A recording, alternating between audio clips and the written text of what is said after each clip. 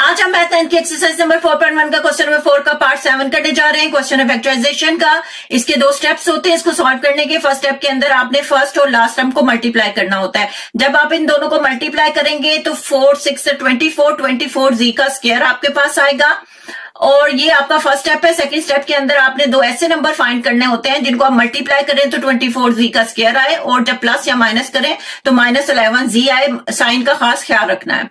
अब 24 जी का स्क्वायर आपके पास कैसे आ सकता है? 3 के टेबल में भी 24 आता है, बट हम ये क्वेश्चन आगे सॉल्व नहीं हो पाएगा तो हम इसको 8 के टेबल पे ले जाते हैं।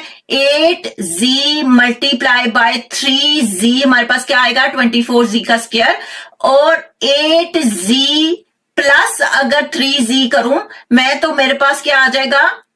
11z। लेकिन मुझे -11z चाहिए तो मैं क्या करूंगी? मैं इन दोनों के साथ माइनस पुट कर दूंगी और यही वो टर्म है जो हम यहां पुट करेंगे। इनके साथ माइनस पुट करने से हमारे पास -11z आ जाएगा।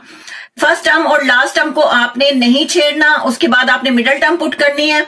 ठीक हो गया? ये देखें, फर्स्ट टर्म वैसी की वैसी 4z का स्क्वायर, आगे आपने जो आपके पास मिडिल टर्म बनी है वो आपने पुट करनी है, यानी कि -8z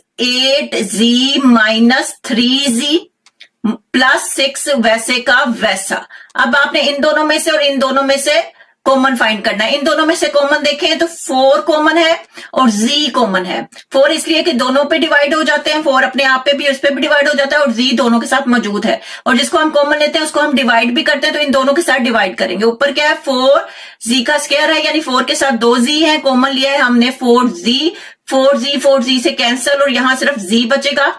माइनस आगे हमारे पास क्या है? 8z को 4z के साथ डिवाइड करेंगे, z से कैंसिल, 4 2 द 8 तो यह हमारे पास क्या आ जाएगा? 2 आ जाएगा।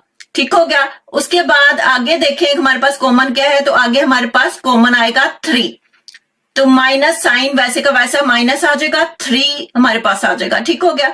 अब 3 अपने आप पे भी डिवाइड होता है और 6 पे भी, जिसको हम कॉमन लेते हैं उसको हम डिवाइड करते हैं, तो इन दोनों के साथ हम डिवाइड कर देते हैं।